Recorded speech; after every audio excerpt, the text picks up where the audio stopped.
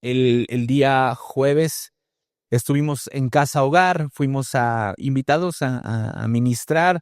Pastor Dan invitó a 7 pastores de la ciudad para ir con los niños y fue un tiempo extraordinario.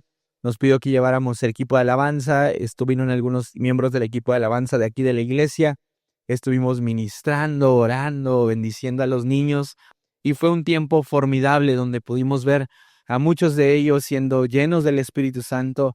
Les compartí acerca de cómo Jesús calma la tormenta y fue un tiempo maravilloso. La presencia de Dios estaba ahí. Y también aprovecho para darte este informe. La casa hogar está llena, ahorita está saturada, está llena y ahorita estamos trabajando junto con Casa Hogar para el proyecto de nuevas literas y triteras, es decir, de 3 espacios.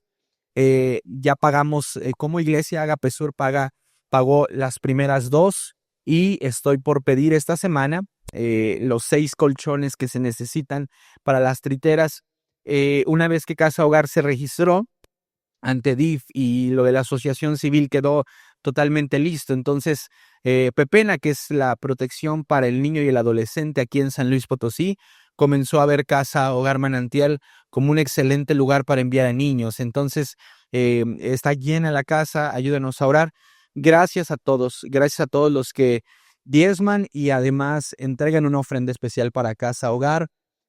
Como iglesia, recuerda que nuestros diezmos, un porcentaje de los diezmos totales recibidos, no solamente se quedan en este lugar para mantener este edificio, sino que también van a Casa Hogar y de ahí es donde podemos pues dar vida a todo lo que apoyamos, ¿no? Entonces, gracias. Y quiero compartirles algo que no había compartido en otro momento de forma tan directa, pero quiero que sepas esto. Ah, Dios está moviendo desde hace ya tiempo y nuestra terapeuta, nos puso una pulga en la oreja para que lo fuéramos meditando y hay anhelos de abrir una casa hogar. Agape Sur tiene anhelos de abrir una casa hogar. No sabemos cuándo, no sabemos cómo va a suceder, pero queremos compartirlo contigo para que nos ayudes a orar y que si el Señor desea dirigirnos hacia este punto como iglesia, Agape Sur pueda tener una casa hogar. Esto no significa que dejaríamos de apoyar a Casa Hogar Manantial, obviamente no, pero pues queremos ponerlo sobre la mesa. El jueves platicaba con el pastor Dani y me decía, amigo, la asociación civil está lista, si ustedes quieren formar parte legalmente lo podemos hacer, pero le dije, vamos a orar, ¿no? ¿Y qué está esperando, pastor? Bueno, te comparto una señal de parte de Dios para este proyecto, para mí como pastor, es un lugar, ¿ok? Si encontramos un lugar, que sea un lugar de oportunidad, que sea un buen lugar, donde Dios no lo ponga así como que esto es para esto, entonces esa va a ser una señal de confirmación, ¿ok? Entonces, a lo mejor tú dices, pues ahí tengo un terrenito, pastor, con un montón de literas, ¿verdad? Y este puede ser un lugar para un proyecto, ¿verdad? Y para Casa Hogar, acércate con nosotros o a lo mejor sabes de alguien, ¿verdad? Podemos empezar a trabajar un poco y bueno, si Dios nos quiere llevar hacia allá, no hay más que atender su voz. Cada año Centro Cristiano Ágape en San Luis Potosí abre diferentes obras, abre diferentes sedes. En algún momento abrimos el centro de rehabilitación y creo que podría ser uno de los proyectos, no sé para cuándo, pero que quizá salga de Ágape Sur y que a lo mejor podamos iniciar con esto, ¿no? Entonces, pues si sabes de algo, si en tu corazón está hacer algo, acércate con nosotros. Estamos arrancando, pero creo que es bueno que lo sepamos para que si Dios empieza a moverte, pues hagamos algo juntos. Ahora, ¿viste el video de los videoanuncios? Casas hogares no es la solución. Definitivamente no es la solución. Tu familia y mi familia es la solución. ¿Amén? ¿Sí? Un niño no fue diseñado para vivir en una casa hogar. Tú y yo no fuimos diseñados para vivir en una casa hogar. Fuimos diseñados por Dios para vivir y crecer en una familia. Entonces, casas hogares le dan una mejor condición de vida en lo que el niño es adoptado. Pero si queremos verdaderamente hacer un cambio y cumplir con la palabra de Dios, el hacer justicia por los huérfanos, entonces tendríamos que abrir nuestra mente para adoptar o acoger. ¿Qué es el acogimiento temporal? Básicamente es tener a un niño con nosotros en nuestros hogares, hacerlo parte de nuestra familia temporalmente, en lo que ese niño concluye su proceso o se cierra su proceso de adopción. Nosotros seguimos algunas personas en Instagram que han, no en San Luis Potosí, en otras partes de México, que han optado por acogimiento y es un reto extraordinario. Entonces, todos estos videos que has estado viendo tienen que ver con una temporada de sensibilización que decidimos iniciar aquí en la iglesia y después vamos a pasar a otro momento, ¿verdad?, del programa de justicia por los huérfanos para empezar a ser un poquito ya más insistentes y abrir tu mente y tu corazón a la posibilidad de adoptar y acoger. Sé que esto para muchos puede sonar muy lejano, pero creo que de la mano de Dios y del Espíritu Santo puede movernos como iglesia a hacer una diferencia enorme en San Luis Potosí. Amén, ¿lo crees? No te noto tan convencido, pero como pastores estamos orando por ti para que quizá algo que ves muy lejano, ¿verdad?, pueda ser una realidad. Todos somos adoptados. El Señor nos adoptó y nos hizo parte de su propia familia, ¿sí? Entonces, bueno, los veo medio serios, ya me voy. No, no es cierto. Santiago 4, versículo 4 al 10. Santiago 4, 4 al 10. El día de hoy vamos con el penúltimo mensaje de la serie Fe Verdadera.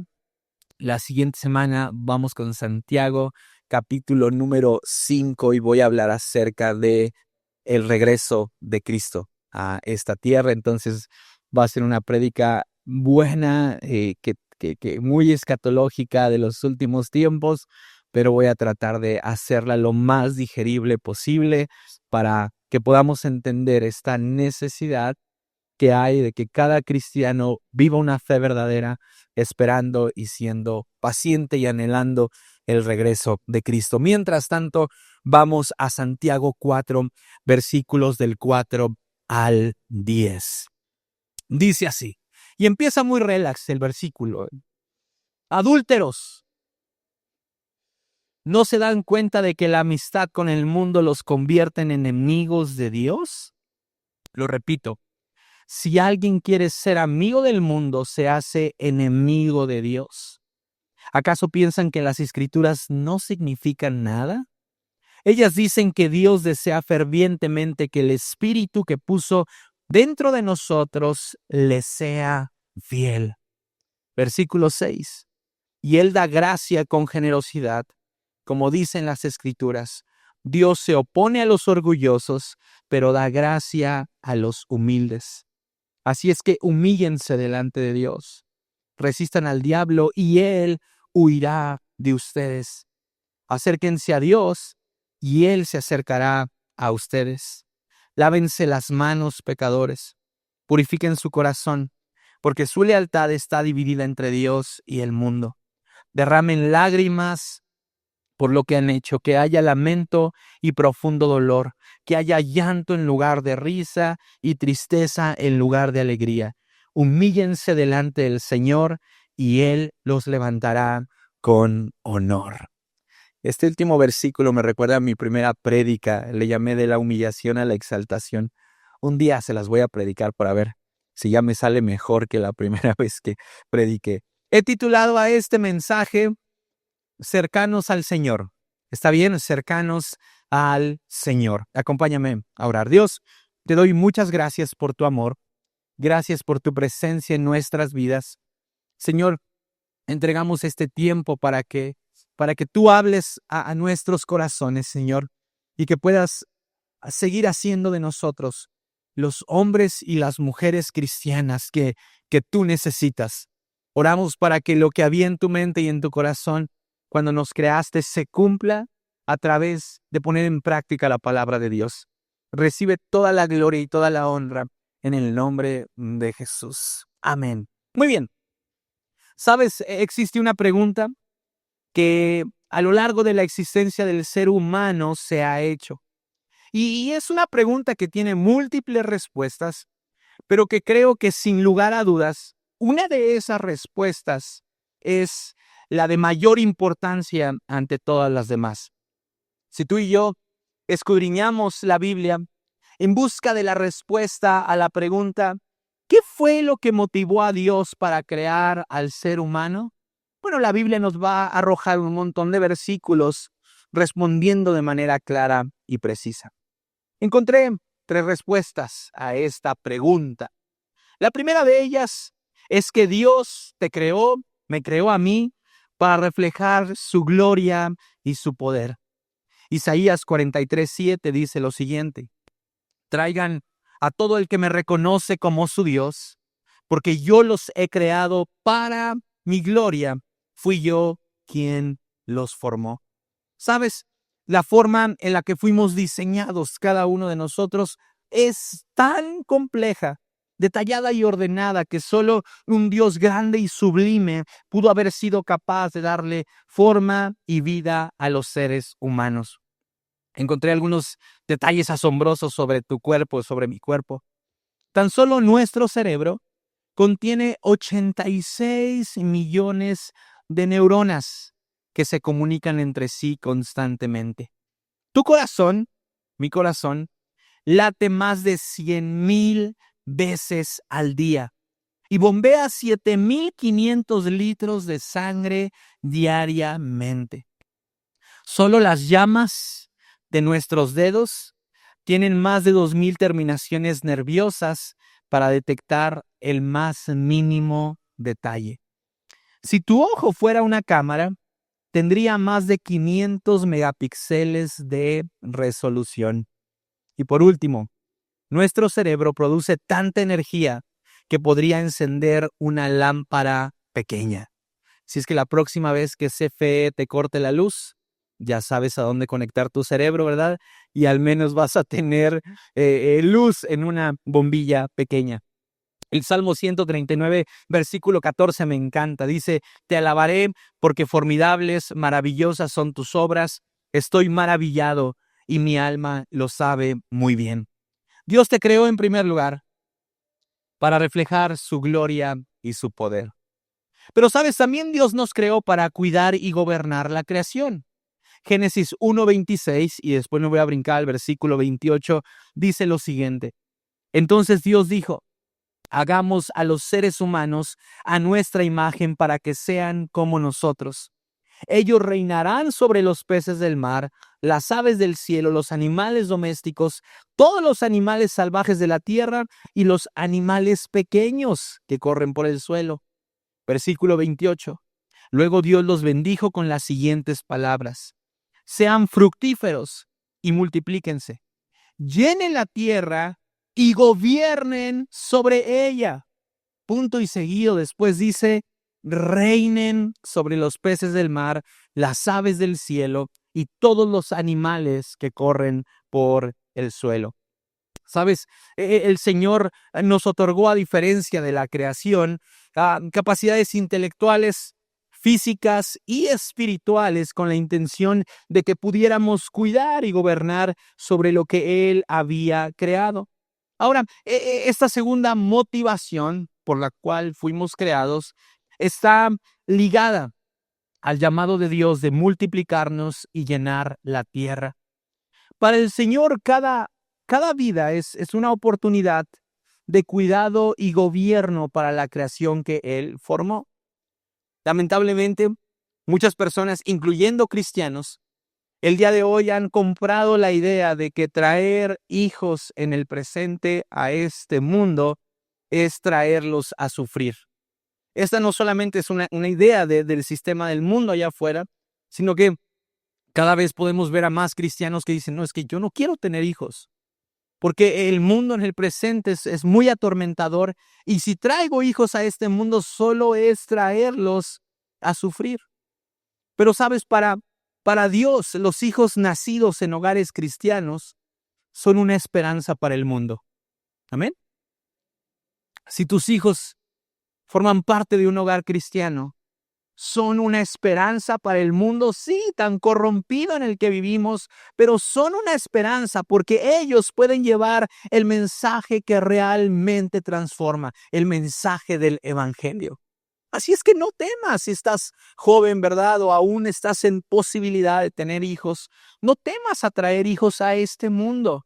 Ellos representan una esperanza para la humanidad tan corrompida, no por ser ellos en sí mismos, sino por el mensaje del cual son portavoces. Dios te creó para cuidar y gobernar sobre la creación. Pero hay una tercera razón por la cual el Señor te creó y creo que es la de mayor peso de todas las que podemos encontrar. Dios nos creó para estar cercanos a Él. Dios te creó para estar cercano a Él. Génesis capítulo 3, versículo número 8, en la Reina Valera 1960, dice lo siguiente: y oyeron la voz de Dios que paseaba en el huerto al aire del día, y el hombre y su mujer se escondieron de la presencia de Jehová Dios entre los árboles del huerto. Sabes, hay un escritor y teólogo que se llama A.W. Tozer, y él es un teólogo especializado en libros que tienen que ver con la intimidad que el ser humano debe de tener con Dios. Y en uno de sus libros, él escribe que en el Edén, el Señor tenía la costumbre de caminar con Adán y Eva para disfrutar juntos de lo que él había creado. Lamentablemente, este bello hábito del Señor y Adán y Eva que tenían diariamente terminó después de que pecaran y fueran excluidos del Edén. Sin embargo, el Señor no se quedó de brazos cruzados. Conforme avanzó la historia de la humanidad, esos deseos por intimar con su creación se mantuvieron vivos. Levítico 26, versículo número 11 al 12, dice lo siguiente: viviré entre ustedes y no los despreciaré. Sabes, muchas personas temen acercarse al Señor por miedo a ser despreciados. Piensan que sus pecados son tan grandes que cuando se acerquen al Señor encontrarán a un Dios iracundo que los expulsará de su presencia. Pero el Dios de las Escrituras es un Dios lleno de gracia, que ama ver que los pecadores se acerquen en busca de gracia para hacerlos parte de su familia. Versículo número 12 dice: caminaré entre ustedes, seré su Dios y ustedes serán mi pueblo. Es decir, la relación que Dios desea tener con cada uno de nosotros es una relación tan cercana que trasciende una tradición o un hábito religioso. Dios no desea únicamente que tú estés cercano a Él o te sientas cercano a Él cuando estás en una reunión como esta, sino que Él desea con todo su corazón caminar contigo todos los días de su vida. Amén. La encarnación misma de Jesús más adelante en la historia es una de las manifestaciones del corazón de Dios por habitar cercano a su pueblo. Filipenses 2 dice que Jesús no estimó el ser igual a Dios como cosa a la cual aferrarse. Jesús era Dios, Jesús es Dios. Y ese lugar de honor que ocupaba en los cielos no le fue lo suficientemente agradable o complaciente como bajar de ese trono para venir y estar en comunión con su creación. Ahora también este mismo deseo lo podemos ver plasmado en el último libro de la Biblia, donde Jesús escribe a la iglesia de la Odisea lo siguiente. Apocalipsis 3, versículo número 20. Dice: mira, está hablando Jesús, yo estoy a la puerta y llamo. Si oyes mi voz y abres la puerta, yo entraré y cenaremos juntos como amigos. Santiago capítulo 2 dice que Abraham fue considerado amigo de Dios. Entonces, la tercera y la más grande razón y con más peso por la cual el Señor te creó fue para vivir en cercanía con Él. Ese ha sido su anhelo desde el principio, sigue siéndolo hoy y es su deseo por la eternidad. La cuarta característica de un cristiano que vive una fe genuina y tiene que ver justamente con la cercanía y la comunión constante con Dios. Hasta ahora en esta serie de mensajes hemos aprendido tres cosas: que un verdadero seguidor de Jesús no solo escucha la palabra, sino que la obedece; no solo presume su fe, sino que la demuestra con sus acciones; y también que ejercita constantemente el control de su lengua. Hoy descubriremos, amada iglesia, que una fe verdadera se alimenta de una relación cercana con Él. Pero entonces, si el deseo de Dios para con su creación es que permanezcamos cercanos a Él, ¿qué es lo que lo impide?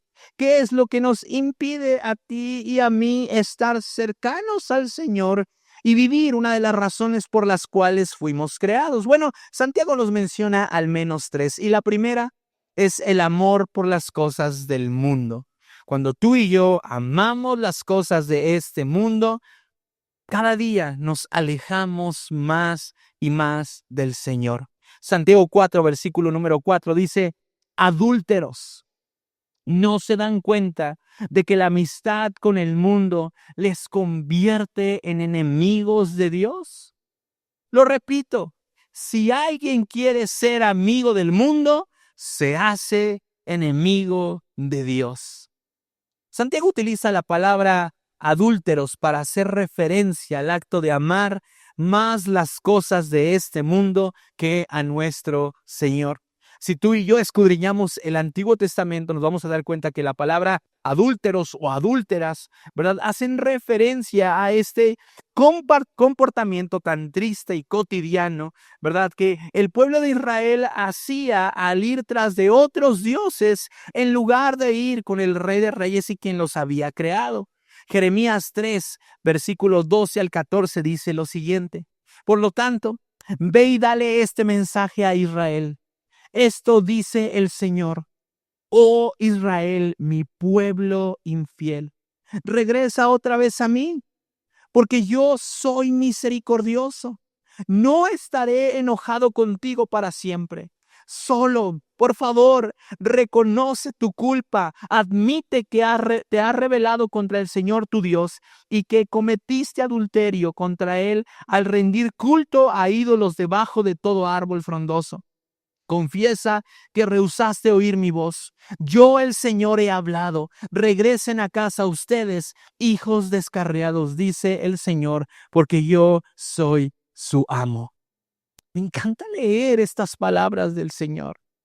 Es un padre amoroso, un esposo amoroso, mostrando su misericordia y su deseo de perdón sobre aquellos que le han fallado. Ayer, mientras estaba terminando este estudio, leía a un comentarista bíblico que decía que la misma sensación de dolor que experimenta una familia cuando uno de los padres ha cometido adulterio es la misma sensación de dolor que experimenta el corazón de Dios cuando tú y yo vamos detrás de otras cosas antes que ir tras de nuestro Dios. Y sabes, en este caminar en el ministerio, hemos visto a familias padecer a causa del engaño.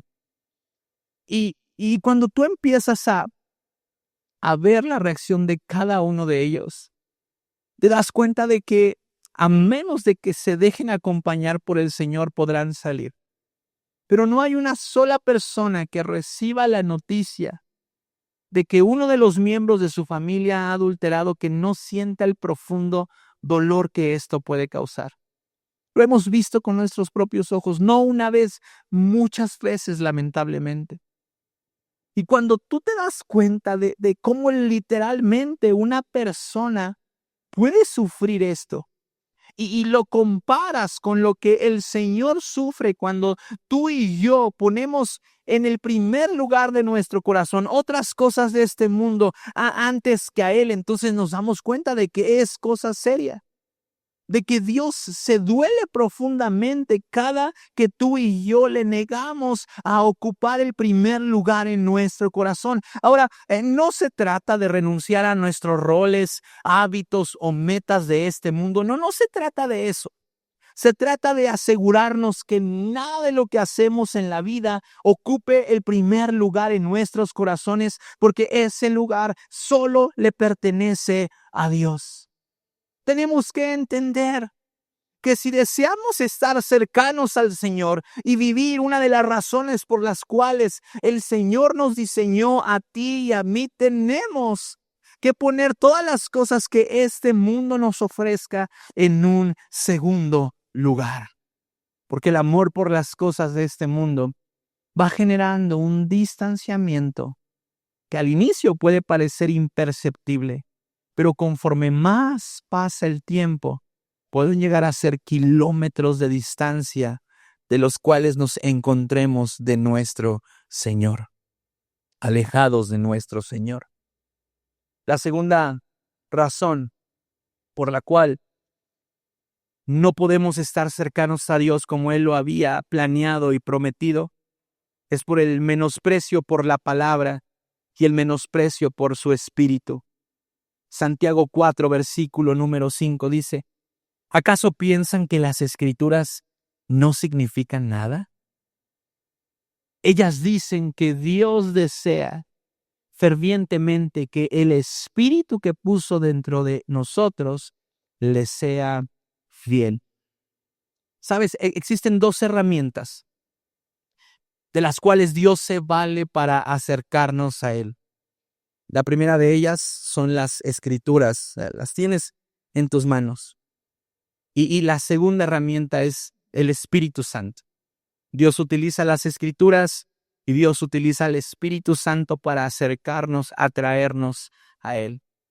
Por lo tanto, cuando menospreciamos las Escrituras y no estamos interesados en escuchar la voz de Dios, terminaremos totalmente alejados del Señor cuando nos vale un pepino, ¿verdad? Lo que el Espíritu Santo nos quiera decir. Entonces no hay forma de que tú y yo estemos cercanos al Señor.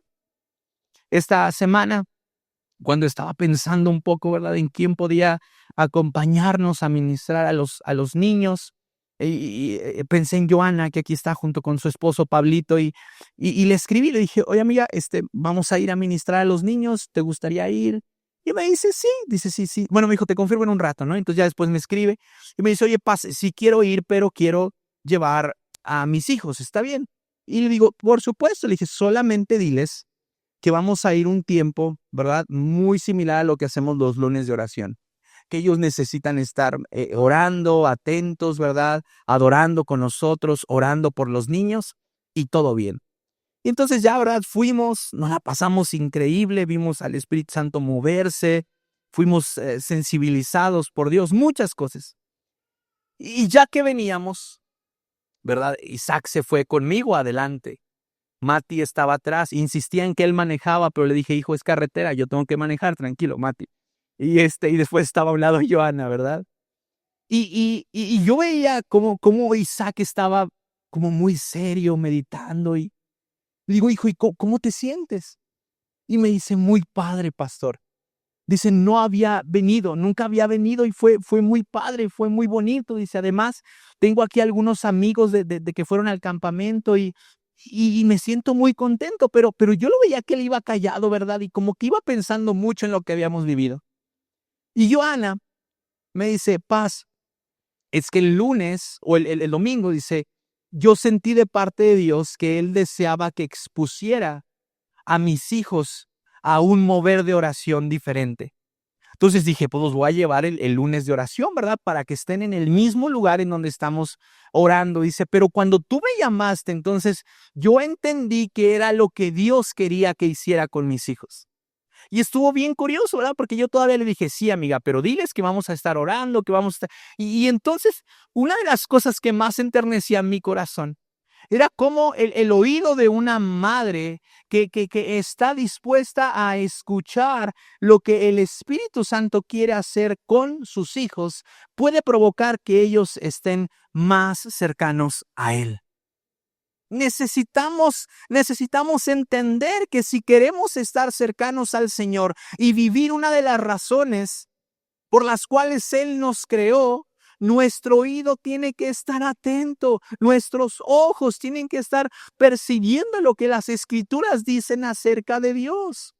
Pero si para ti y para mí las Escrituras ocupan un segundo plano, y solamente las traemos con nosotros los domingos, si el preguntarle a Dios qué es lo que espera de nosotros es algo que muy a las 40 hacemos, entonces no hay forma de que disfrutemos la intimidad para la cual fuimos creados. El menosprecio por las Escrituras y la voz del Espíritu Santo terminarán provocando que nuestra vida no disfrute de la cercanía que Dios desea tener con nosotros. Fuiste creado para pasar tiempos cercanos con el Señor. Hay una tercera razón por la cual terminamos alejados de nuestro Dios y no podemos estar cercanos a Él, y es la tolerancia al enemigo. La tolerancia al enemigo. Santiago 4, versículo número 7 al 8. Dice: así que humíllense delante de Dios. Resistan al diablo y él huirá de ustedes. Acérquense a Dios y Dios se acercará a ustedes. Ahora, ese es uno de los versículos favoritos de todo el libro de Santiago, personalmente. ¿Por qué? Porque en ellos Santiago no solo nos enseña cómo podemos estar más cercanos a nuestro Señor, sino también cómo podemos ser libres de toda influencia demoníaca sobre nuestra vida. Y la clave es haciendo frente y resistiendo a Satanás. ¿Sabes algo? El problema de esto es que estamos acostumbrados a hacer todo lo contrario. En lugar de estar conscientes de que Satanás desea derribarnos y hacerle frente y resistir, entonces toleramos de a poco sus ataques hasta que termina apoderándose de nosotros y provocando que la presencia de Dios se vaya de nuestra vida. Resistan al diablo, resistan a Satanás. Hagan frente en contra de los ataques del enemigo. Ahora, podríamos definir la resistencia al diablo de la siguiente manera: como un entendimiento consciente de que estamos en una guerra espiritual y que necesitamos estar preparados. Cuando un cristiano dice yo resisto a Satanás constantemente, entonces esa persona es consciente de que está en una guerra espiritual y que necesita estar preparado, preparada. Pero también podríamos definir la resistencia al diablo como una actitud de respuesta inmediata ante los ataques y las tentaciones del diablo. ¿Sabes? No hay nada más triste que ver a una persona que está siendo atacada, tentada o provocada por Satanás y que no haga nada en lo absoluto. Oye, ¿estás viendo cómo Satanás está obrando en contra de tus hijos y no haces nada? Oye, ¿estás viendo cómo Satanás está atacándote y lanzando todos sus dardos y tú sigues igual, perplejo? Eso es muy triste. Una persona que resiste al diablo es una persona con una actitud de respuesta inmediata ante los ataques y las tentaciones del diablo. Si Satanás está tentando contra mis hijos, entonces hago algo para que Satanás deje de tener poder sobre ellos. Una serie de acciones también que blindan nuestra vida para no ser dominados por Satanás. La resistencia al diablo, amada iglesia, es más que una actitud humana. Es una serie de prácticas y disciplinas espirituales. Les decía en la mañana que resistir al diablo no es como cuando un perro te está ladrando y, ay, si no me muevo, no me ve. Si no me muevo, no me ve. Y hasta cierras los ojos. Se trata de no moverte, no de que cierres los ojos, ¿verdad? Así. No se trata de eso.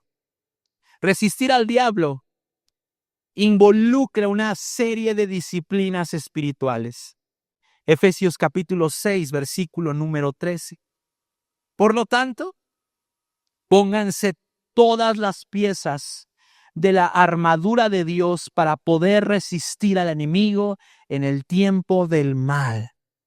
Hay temporadas de maldad, de ataques de Satanás sobre nuestra vida más que en otros momentos. Y continúa diciendo este versículo, así después de la batalla, todavía seguirán de pie y firmes. Así después de la batalla, todavía seguirán de pie y firmes. ¿Sabes? Para muchos resistir a Satanás es algo que termina desgastándoles. Una de las cosas que yo admiro mucho de Sulamit Paredes, una héroe de la fe de nuestra iglesia, es esta conciencia que tiene de la guerra espiritual. A veces estamos en momentos, ¿verdad?, donde sabemos que hay un mover fuerte del Espíritu Santo y que Satanás se puede hacer presente, ¿verdad?, a través de la manifestación en la vida de una persona o como fuese. Pero si algo ella nos ha enseñado es que no debemos, en medio de una manifestación demoníaca, darle protagonismo a Satanás. Entonces ella dice, ni tienen que gritarle, ni tienen que hacer un alboroto.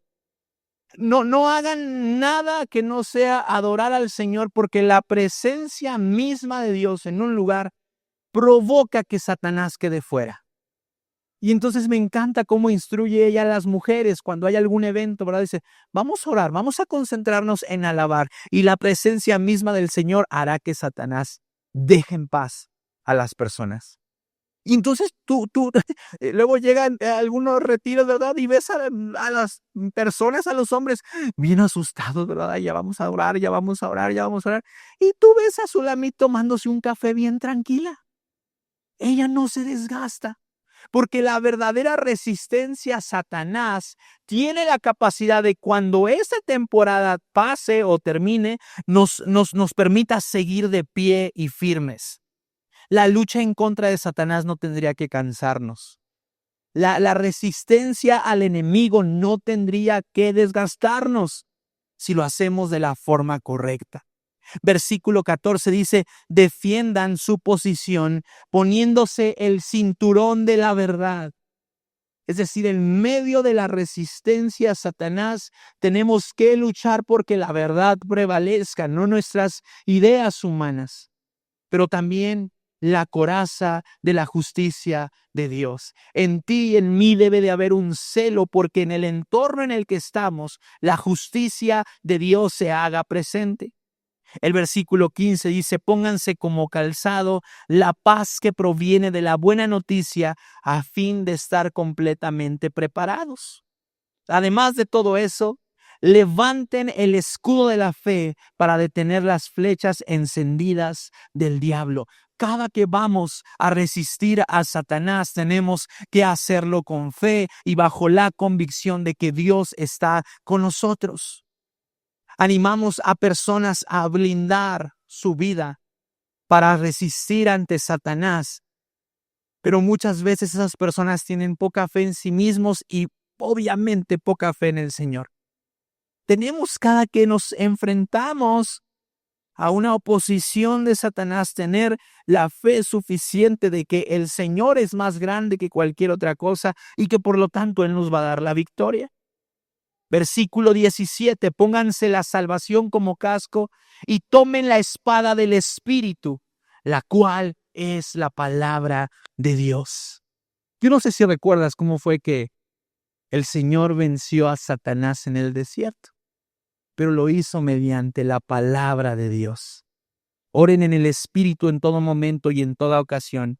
Manténganse alerta y sean persistentes en sus oraciones por todos los creyentes en todas partes.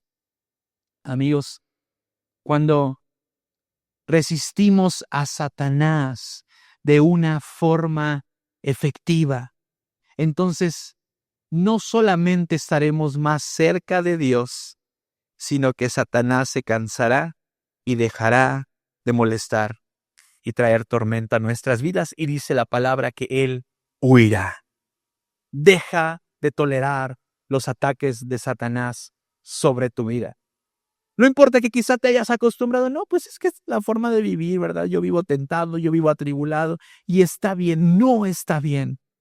El Señor desea que resistamos ante los ataques de Satanás para que la presencia de Dios esté con nosotros. El Señor desea que tú y yo dejemos de amar las cosas de este mundo por encima de nuestro Dios, pero también Él desea que podamos valorar el acceso que tenemos a la palabra y a la voz del Espíritu Santo. Cierro con esto. Charles Spurgeon, el príncipe de los predicadores, dio 3 características de un creyente que verdaderamente está cerca del Señor. La primera, pide consejo a Dios por medio de las Escrituras y de su Espíritu. Si tú y yo decimos estar cercanos a Dios, entonces somos hombres y mujeres que constantemente van a las Escrituras, piden consejo y atienden lo que la palabra de Dios te dice o lo que el Espíritu Santo te está pidiendo. Un creyente que está cerca del Señor, comunión con Dios, no es un peso, sino un deleite. Para un creyente que está cerca del Señor, comunión con Dios no es un peso, sino un deleite. Quizá cuando escuchas esta serie de mensajes dices, ay, pastor, tengo que orar más la Biblia, ¿verdad? Ay, pastor, tengo que orar más. Y eso genera en ti un peso.